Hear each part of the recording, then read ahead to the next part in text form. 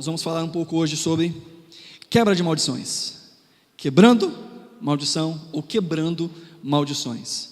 Por mais que o tema possa parecer até mesmo um pouco estranho, nós vamos tratar desse tema à luz da palavra de Deus. Amém?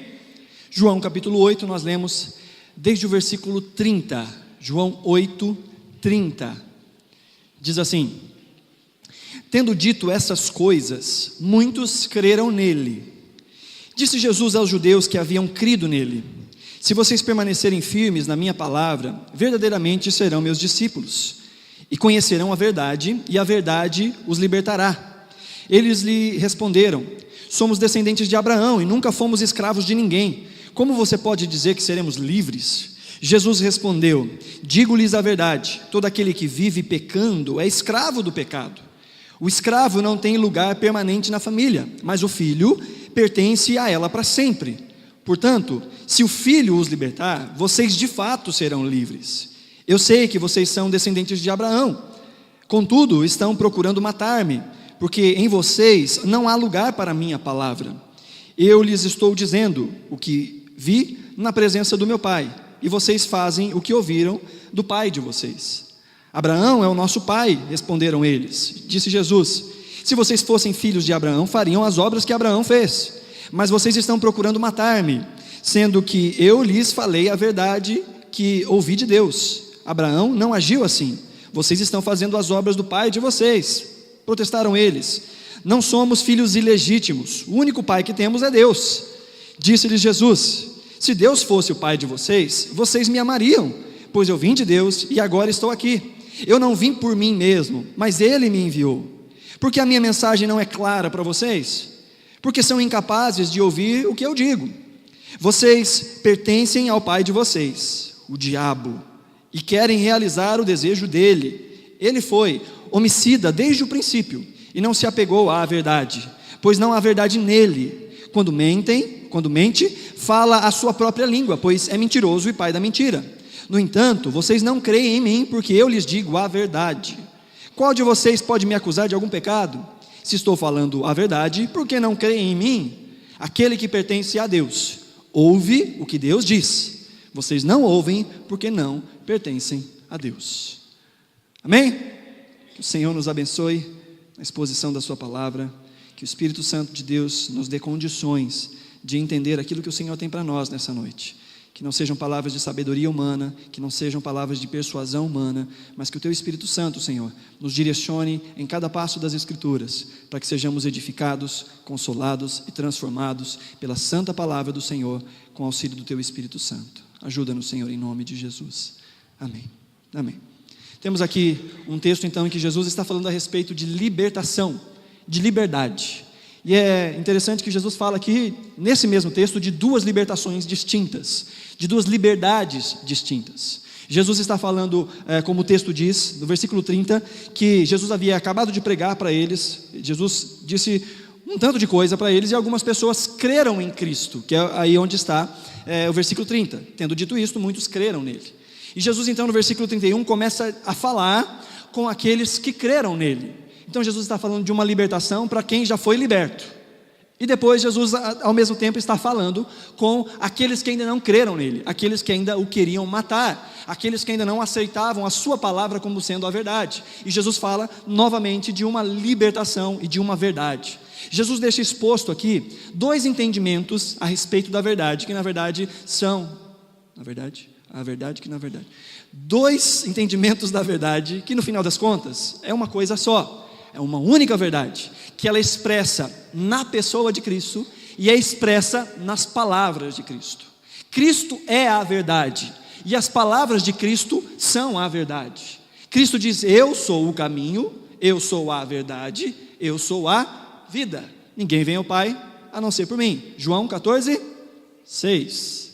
Mas ao mesmo tempo Jesus está dizendo: as palavras que eu estou dizendo para vocês são a verdade. Então Jesus é a verdade, e aquilo que Jesus instrui, aquilo que Jesus ensina, também é expressão da verdade. Então Jesus está falando dessas duas coisas. Jesus está falando em permanecer nele e em permanecer nas palavras dele, falando a respeito então de uma libertação que ela é ampla e ao mesmo tempo uma libertação que ela é contínua. E a palavra do Senhor vai nos dizer a respeito desses dois tipos de libertação. Uma libertação que é geral, uma libertação que é ampla e abrangente, e uma outra libertação que é uma libertação progressiva, continuada. A Bíblia vai nos dar dois nomes distintos para esses tipos de libertação. O primeiro tipo de libertação, que é essa libertação geral, completa e final, é chamado na palavra de Deus de novo nascimento. Aquele que nasce de novo é liberto de maldição. Qual maldição? Todo ser humano nasce debaixo da maldição do pecado e das consequências da maldição desse pecado. Todas as coisas estão submetidas na vida do homem ao senhorio de alguém. E antes de rendermos a nossa vida ao senhorio de Cristo, a Bíblia diz que somos, por natureza, servos de um outro que não Cristo. Servos do pai da mentira, aquele de quem Jesus está falando para esse outro grupo de religiosos. Jesus está falando assim: o pai de vocês é outro. E eles falam assim: não, nosso pai é Abraão. Não, Jesus fala: o pai de vocês é outro. Aí fala: não, nosso pai é Deus. Aí Jesus fala: não, o pai de vocês é outro. O pai de vocês é aquele pai da mentira, porque eu estou dizendo a verdade, disse Jesus, eu estou dizendo a verdade, e vocês não aceitam a verdade, porque a verdade é contrária àquilo que vocês são. Vocês aceitariam a mentira, porque vocês são filhos da mentira. É isso que Jesus está falando para aquele outro grupo de pessoas. Paulo vai dizer a mesma coisa em outros termos, que aquele que não está em Cristo está morto em seus delitos e pecados, e vive no pecado. Não é que vive pecando. Pecado todos nós cometemos, mesmo aqueles que foram lavados e remidos no sangue de Cristo. O que João vai falar é aquele que vive no pecado. Mas aí o mesmo João que escreve esse evangelho, escreve a sua primeira carta a João, quer dizer, a primeira carta de João, o capítulo 3, verso 8, ele diz assim: aquele que pratica o pecado é do diabo, porque o diabo vem pecando desde o princípio. Para isso o Filho de Deus se manifestou, para destruir as obras do diabo. Então essa é a primeira libertação que nós encontramos na palavra do Senhor. A libertação do domínio das trevas, a libertação do império das trevas, a libertação do nosso próprio coração. E isso acontece no novo nascimento.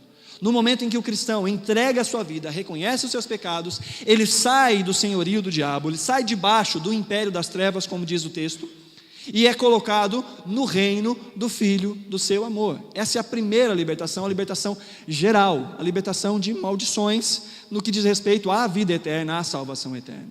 Mas ainda assim, dentro deste novo nascimento, como diz Colossenses 1,13, diz assim: pois ele nos resgatou do domínio das trevas e nos transportou para o reino do Filho do seu amor. E Colossenses 2,13 e 14 diz: quando vocês estavam mortos em pecados e na incircuncisão da sua carne, Deus os vivificou com Cristo. Ele nos perdoou todas as transgressões e cancelou a escrita de dívida que consistia em ordenanças e que nos era contrária. Ele a removeu, pregando-a na cruz. Então aqui Paulo está falando dessa libertação do império das trevas, da servidão ao diabo, dessa vida que está debaixo de uma maldição natural, a maldição que todo ser humano na face da terra está debaixo, até que essa maldição seja quebrada debaixo da soberania de Cristo, debaixo da submissão ao senhorio de Cristo. Amém? Isso é tranquilo, todos nós entendemos, falamos muito sobre isso. E é isso que a Bíblia chama de novo nascimento. Nascer de novo, submeter a nossa vida ao senhorio de Cristo, para que então sejamos livres da maldição do pecado. E qual é o salário do pecado? A morte. Morte física? Morte espiritual. Pela nossa condição de seres caídos, ainda experimentaremos essa morte física.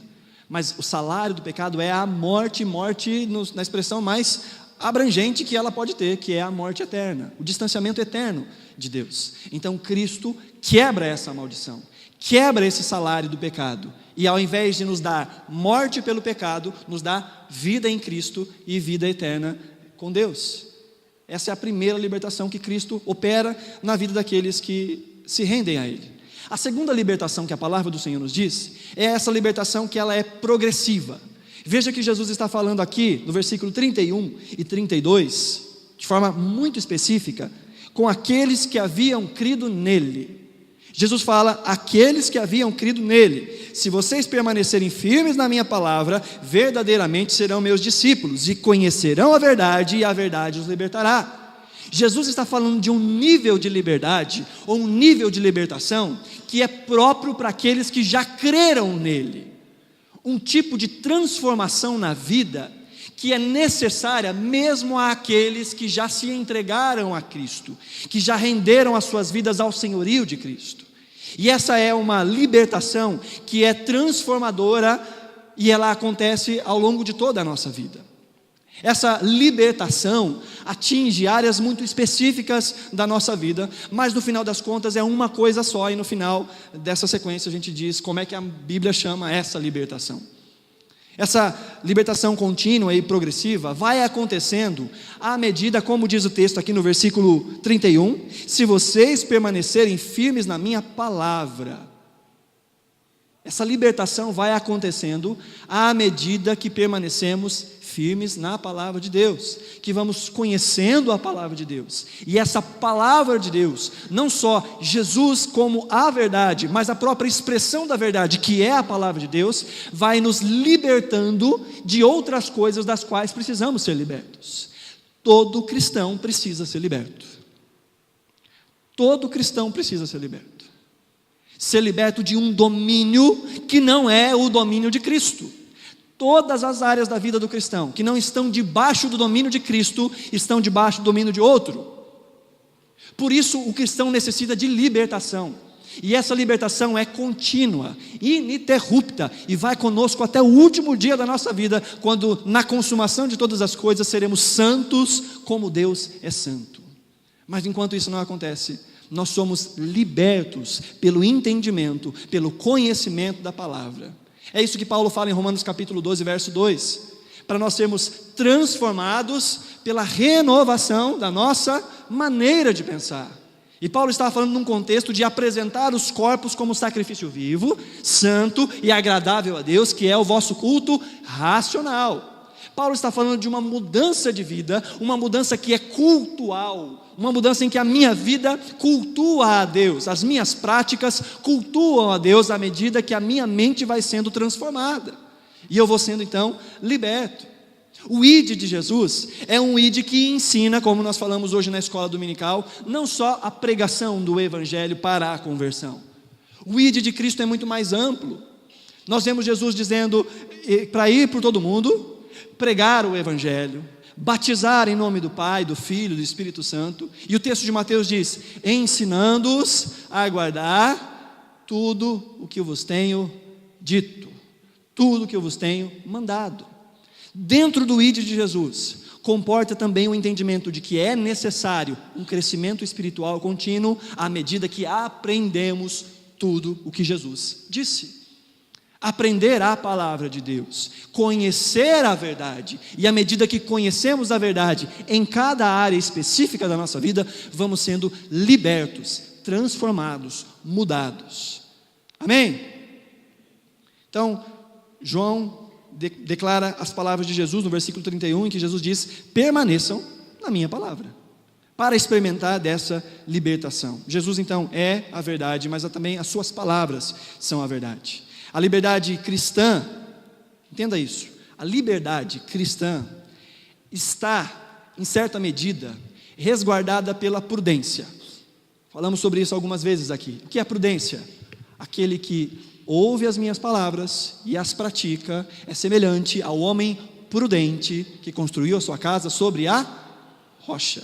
A Bíblia chama de prudência ouvir a palavra de Deus e obedecê-la. Isso é ser prudente. E a nossa vida é resguardada de maldições à medida em que vivemos de acordo com a vontade de Deus. Algumas maldições são quebradas, por assim dizer, na nossa vida, à medida em que passamos a viver de uma maneira contrária àquela que nós vivíamos. Então, é quebrado ali o senhorio de um outro que não Cristo. E porque eu entendo a palavra e eu a pratico, eu sofro na minha vida os efeitos positivos dessa palavra, que a Bíblia chama de liberdade. Tiago fala que a lei é a lei da liberdade, a lei de Cristo. É a lei da liberdade, a lei que nos liberta, que nos livra não só do peso do pecado, mas do peso de uma vida debaixo de maldição. Debaixo de maldição no sentido em que todo aquele que está longe de Deus está debaixo de certo tipo de maldição. Seja no casamento, seja nos negócios, seja na vida pessoal, seja nas emoções. Por isso, cada área da nossa vida deve ser subjugada ao senhorio de Cristo, para que Cristo, com a sua palavra, nos liberte do domínio das trevas naquelas áreas específicas. Lembre-se, eu estou falando aqui de uma segunda libertação. Estou falando isso para aqueles que são crentes. Estou falando isso para aqueles que já receberam a Cristo como seu Senhor e Salvador. Porque essa libertação diária, ela não afeta a salvação, mas ela afeta a nossa vida sobre essa terra. Os frutos que nós colhemos nessa vida sobre a terra. Por isso é necessário conhecer a palavra do Senhor. Então, embora a liberdade cristã esteja, em certa medida, resguardada pela prudência, ela só é fundamentada num relacionamento com Cristo. Liberdade verdadeira e genuína não está, presta atenção nisso que eu vou dizer, queridos. Abre bem o ouvido. Se tiver alguém do seu lado que está já cochilando, dá um cutucãozinho aí, vai. Não, todo mundo, vai, faz assim, isso. Legal. Presta atenção no que eu vou dizer. Presta bem atenção. Eu estou falando de uma liberdade que é fundamentada no relacionamento com Cristo. Obedecer a palavra pura e simplesmente não nos liberta de forma completa.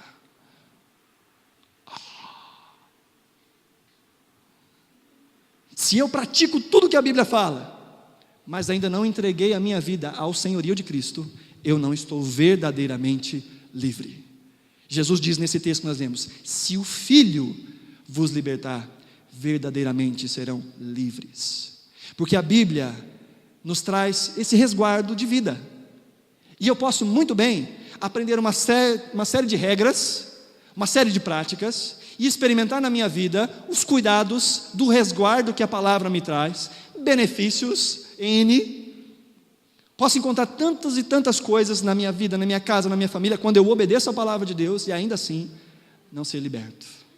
Porque a liberdade genuína, verdadeira e completa está num relacionamento com Cristo. Viver com Cristo e viver para Cristo. Então veja que é uma liberdade que ela tem que ser ancorada nessas duas coisas. Um relacionamento pessoal com Cristo, que nos leva a um relacionamento com a sua palavra e uma busca por transformação de vida. Aí nós estamos sendo libertos nesta vida, enquanto já fomos libertos para as coisas que nos aguardam. Amém, queridos?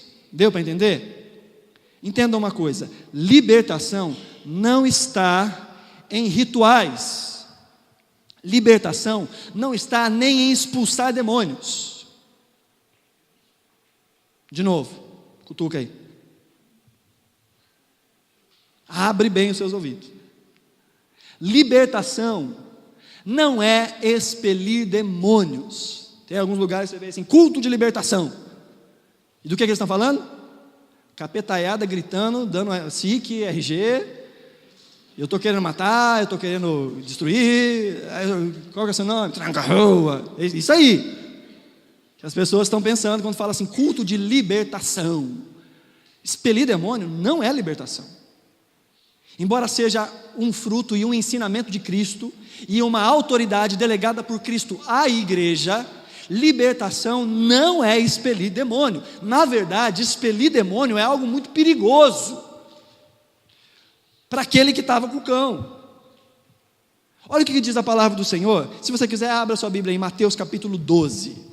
E esse é um texto que você tem que riscar aí, grifar na sua Bíblia, em que Jesus fala do perigo que é expulsar um capiroto. Mateus 12, 43 a 45. Mateus 12, 43 a 45. Quem está sem Bíblia, vai ler o texto aqui.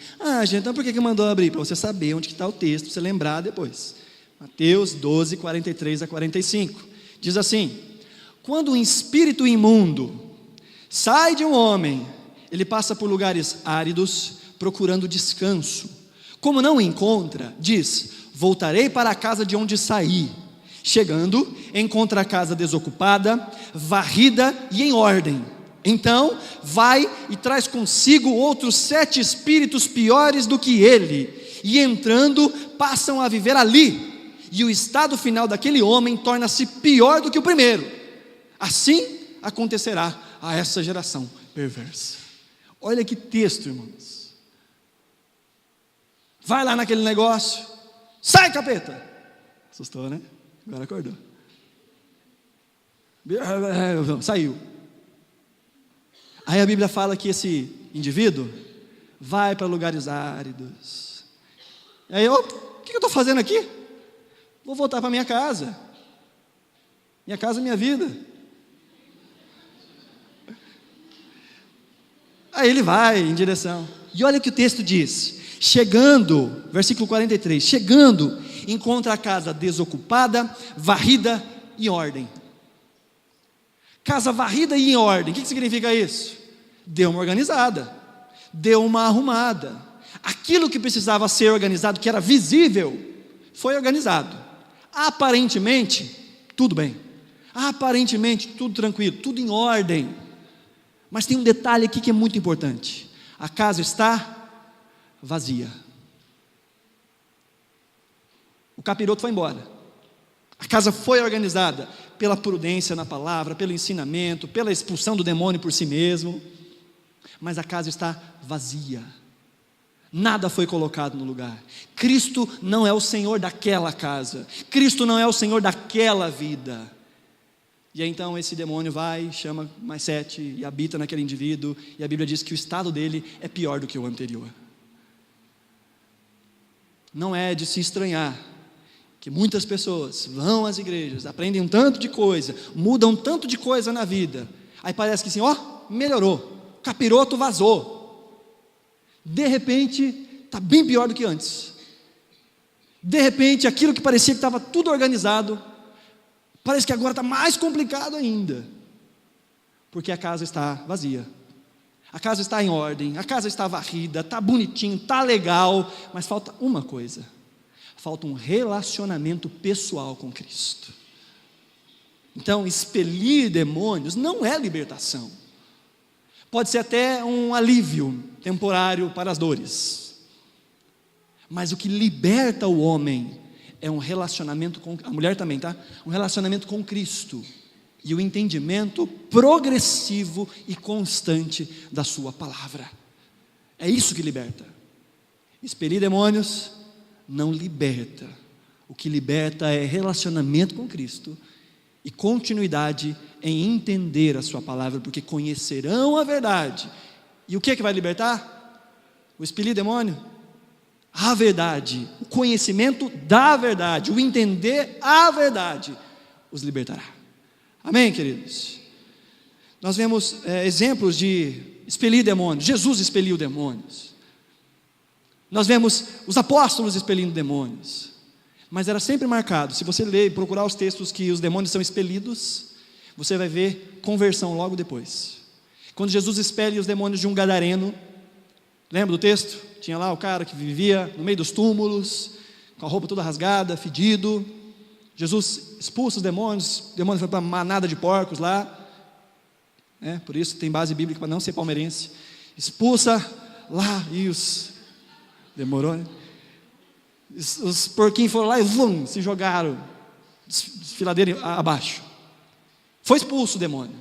Mas o texto continua dizendo que após aquele episódio, aquele homem queria ir com Cristo onde Cristo fosse. Um sinal da conversão. Vou seguir a Cristo a partir de agora. E Jesus barra ele, fala, não, você não vai com a gente. E Jesus faz daquele homem o primeiro missionário da região. Ele fala, ao invés de vir comigo, você vai e vai falar para todo mundo que você conhece o que aconteceu contigo. Então veja aí, alguém que teve seus demônios expulsos, se converteu e já começou a pregar o evangelho em outros lugares. Então há sim expelir demônios, mas eles estão sempre em complemento com a conversão, porque é esse processo, o novo nascimento que traz essa transformação, essa libertação. Então a libertação ela é progressiva, ela vai acontecendo, e ela é uma libertação que ela é evidente exteriormente. Então, embora não sejam os rituais que libertem uma pessoa, não é o quebrar esculturas, não é o se desfazer de objetos, não é isso que liberta, mas isso é uma prova de libertação, isso é um testemunho de libertação. Olha que texto maravilhoso, Atos capítulo 19, versos 17 a 19, se você está anotando, anote isso aí para você ler em casa depois. Fala de um momento em que Paulo está pregando a palavra em Éfeso. Apolo ficou em Corinto, estava Paulo e Apolo em Corinto pregando, de repente Apolo fica em Corinto, e Paulo vai pregar a palavra de Deus em Éfeso, e Paulo fica ali 3 meses pregando o evangelho. Aí as pessoas começam a persegui-lo, ele pega as pessoas que haviam se convertido, leva para uma escola da época, e fica com aquelas pessoas 2 anos, ensinando a palavra de Deus. E aí a sequência, está o texto que nós vamos ler, Atos 19, 17 a 19, diz assim: quando isso se tornou conhecido de todos os judeus e gregos que viviam em Éfeso, todos eles foram tomados de temor, e o nome do Senhor Jesus era engrandecido. Muitos dos que creram vinham e confessavam e declaravam abertamente as suas más obras. Presta atenção, um relato de conversão, gente que ouviu a mensagem, se converteu, estava ali então confessando os seus pecados, declarando abertamente as suas más obras, sinal de conversão. Mas olha a sequência do texto, verso 19: grande número dos que tinham praticado o ocultismo reuniram seus livros e os queimaram publicamente. Calculado o valor total, este chegou a 50.000 dracmas. A dracma era uma unidade de dinheiro que era equivalente a uma diária de trabalho. Então os livros queimados valiam 50.000 diárias de trabalho. Essa era a expressão de que aqueles que estavam envolvidos em práticas ocultas tinham de fato se convertido.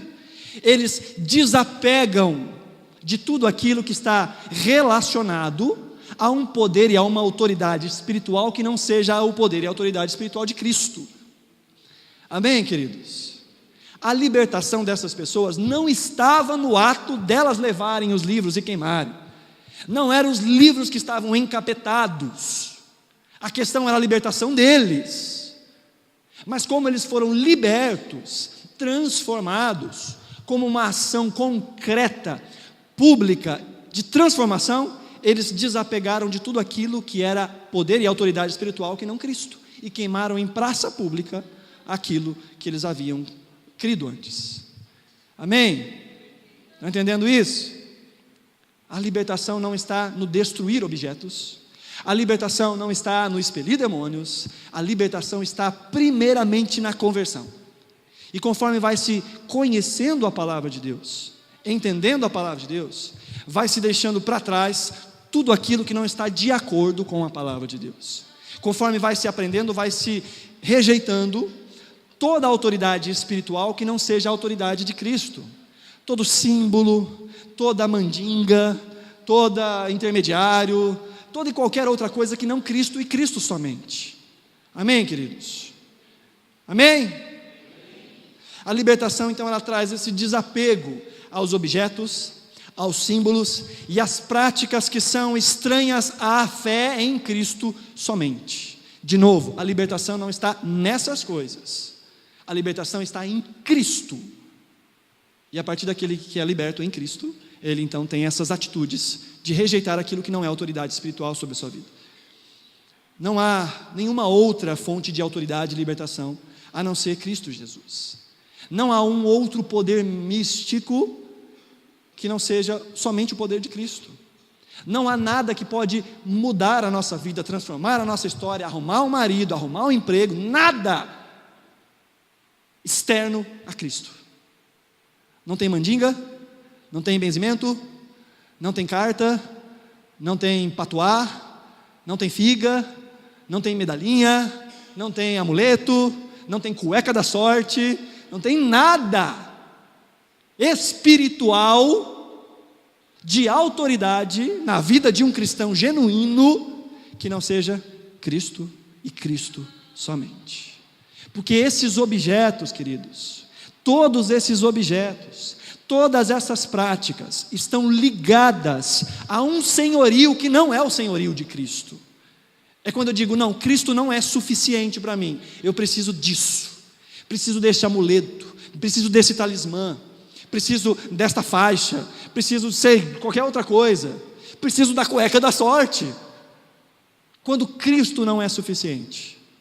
Isso demonstra algo que é chamado de misticismo, algo que a Bíblia chama de idolatria. Idolatria é colocar a fonte de suficiência e autoridade em qualquer outra coisa ou pessoa que não na pessoa de Cristo. Amém? Nem objetos mágicos e nem mediação seja humana de pessoas vivas ou de pessoas mortas. Olha o que diz o texto de Atos capítulo 4, verso 12. Diz assim: não há salvação em nenhum outro, pois debaixo do céu não há nenhum outro nome dado aos homens pelo qual devamos ser salvos. Não há outro intermediário. A mesma coisa Paulo diz a Timóteo em 1 Timóteo 2,5: pois há um só Deus e um só mediador entre Deus e os homens, o homem Cristo Jesus. Não há outro mediador, não tem linha sucessória, não tem intermediário para chegar em Cristo. É Cristo e Cristo somente. É Ele que nos dá livre acesso ao Pai. O texto que nós lemos nessa noite, no início do culto, é em Cristo, no seu corpo, no seu sangue, no rasgar do seu sangue, que nós temos livre acesso à presença de Deus. Por isso, queridos, qualquer outra coisa que evoque autoridade espiritual sobre nós é idolatria. Até mesmo patuás evangélicos, até mesmo homens de Deus, qualquer coisa que evoque autoridade que não Cristo é idolatria. Queridos, todo ser humano é naturalmente inclinado à idolatria, e nós temos a capacidade de transformar qualquer coisa em um Deus para nós. Seja desde uma roupa que a gente usa, desde um modo que se faz as coisas, desde uma crendice popular. Tinha uma ideia antigamente que era colocar a vassoura atrás da porta para espantar a visita, né? É um negócio assim, tinha uma crendice dessas assim. Hoje em dia é mais fácil, é só desligar o sinal do Wi-Fi, tranquilo. Mas existem crendices que até mesmo os crentes guardam para as suas vidas, e vão se apoiando em tantas coisas que outras pessoas falam, que não está na palavra de Deus. Isso é evocar uma outra autoridade que não a autoridade de Cristo. Irmãos, isso é muito sério. Isso é muito sério. Qualquer outra coisa, até mesmo coisas evangélicas. Nos dias de hoje, há réplicas da Arca da Aliança, há réplicas do candelabro, aquele menorá cheio de braço, e faz botija de azeite e leva para casa, e entrega, sei lá, azeite ungido, e aí o poder está no azeite ungido, e se eu orar com aquele azeite ungido, o negócio vai funcionar. O poder está na foto, o poder está na toalha que seca suor, baba, sei lá. Falei nada. O poder tem que ser sempre reverenciado a Cristo e nada mais, a ninguém mais. Não é a oração de A, B e C que é mais forte que a oração de outro ser. O poder repousa em Cristo, não há intermediário, seja um pastor, gente boa que nem eu, seja qualquer outra coisa, gente viva ou morta, não há intermediários, a não ser Cristo Jesus, o Senhor. Amém?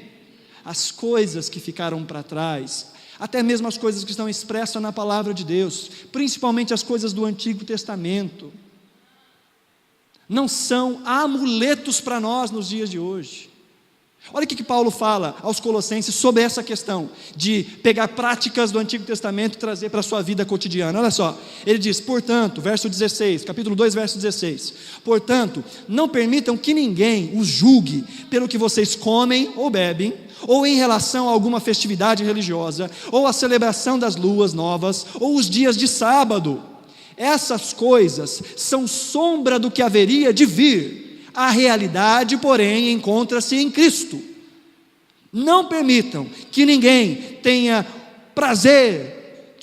não permitam que ninguém que tenha prazer numa falsa humildade e na adoração de anjos os impeça de alcançar o prêmio.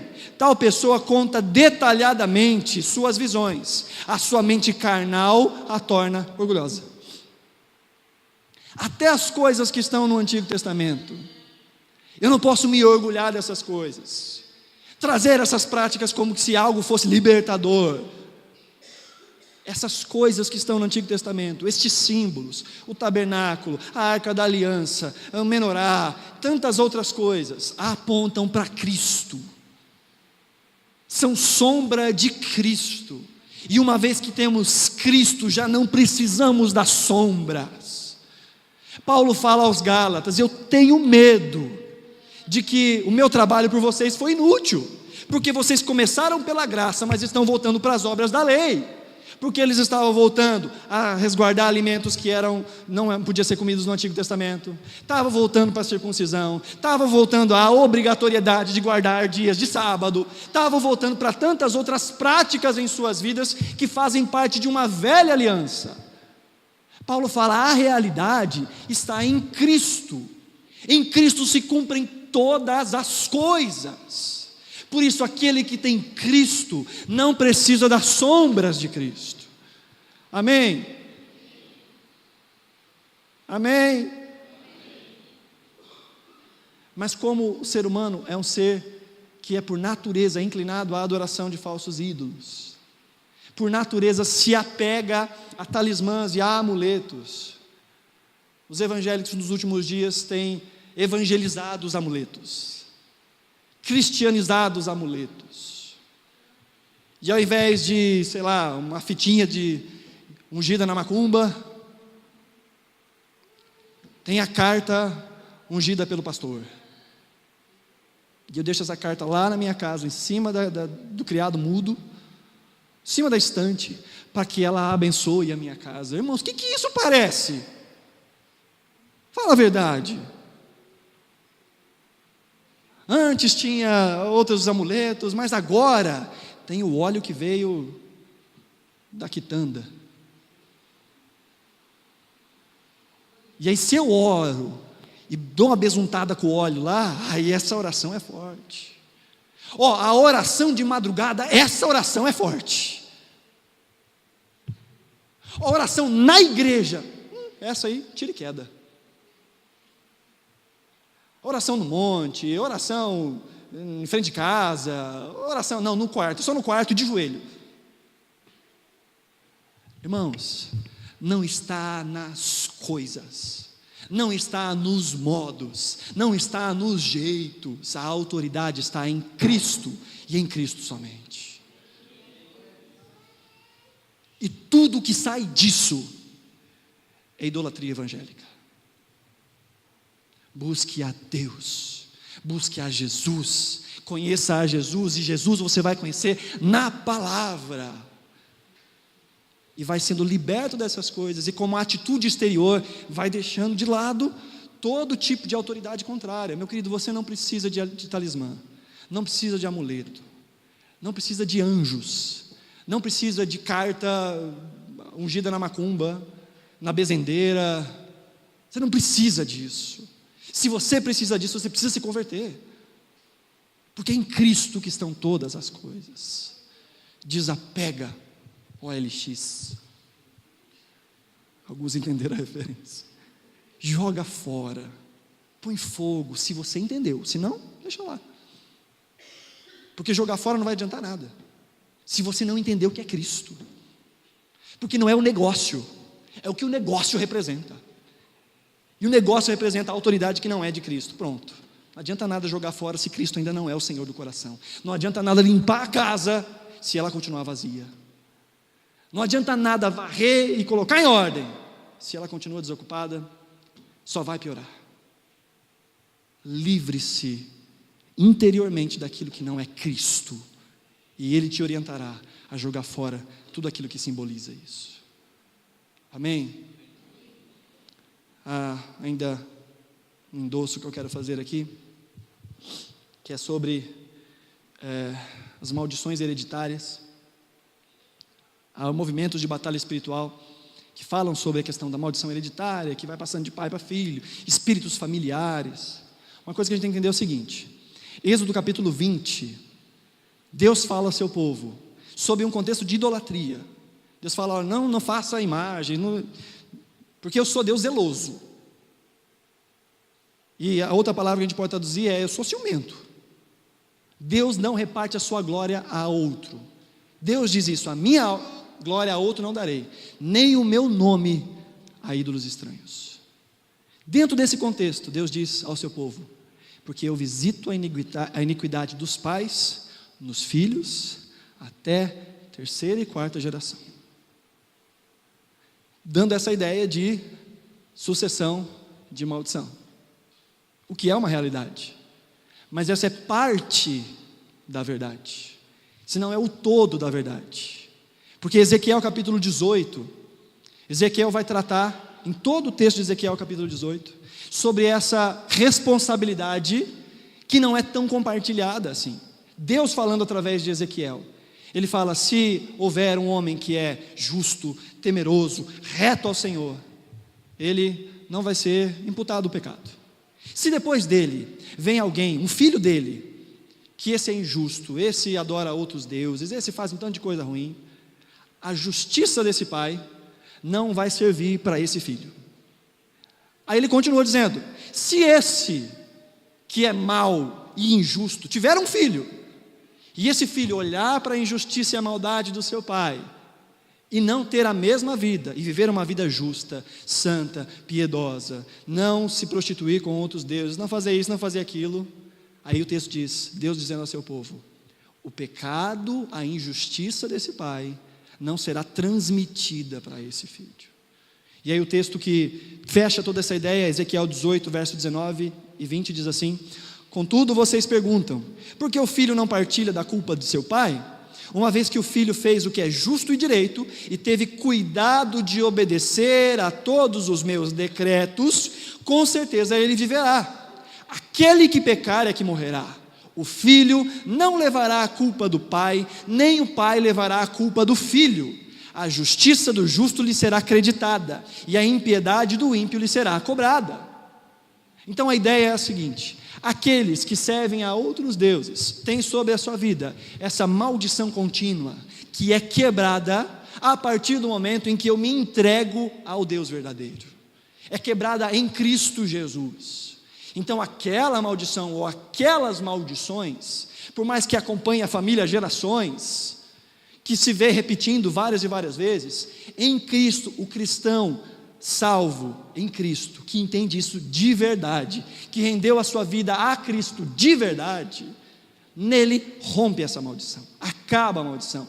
O escrito de dívida que era contra nós foi rasgado em Cristo na cruz do Calvário. Amém?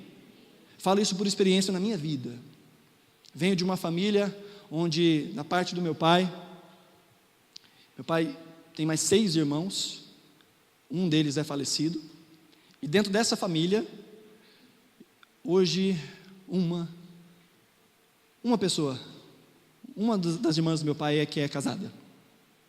Todos os outros filhos tiveram problemas no casamento, vivem em divórcio. Os meus avós, pelo lado paterno, são divorciados.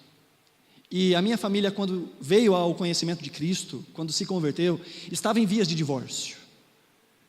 Meus pais estavam a passos do divórcio. Meu pai já tinha falado comigo, com a minha irmã: olha, pai vai sair de casa, não dá mais, pai ainda ama você, aquele negócio todo, sabe?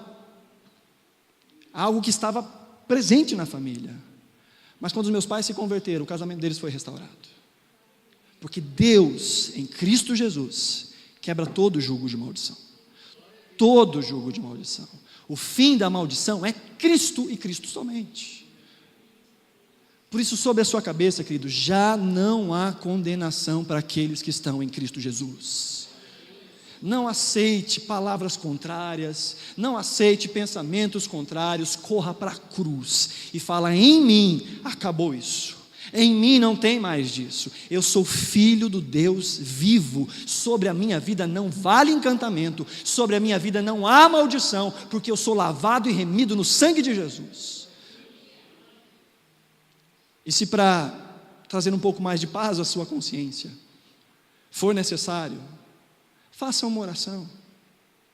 Ore ao Senhor, dizendo: Senhor, eu fiz tantas coisas na ignorância, coisas que eu não sabia, Senhor, eu achava que aquilo era certo, mas hoje, Senhor, para que haja um lavar da minha mente, não que Deus precise disso, entenda, mas às vezes a gente precisa, chegar diante do Senhor e dizer: Senhor, eu fiz daquilo num tempo de ignorância, e eu, em nome de Jesus, reafirmo o meu voto de amor e de compromisso com o Senhor, e rejeito tudo isso para lá, não quero saber, Senhor.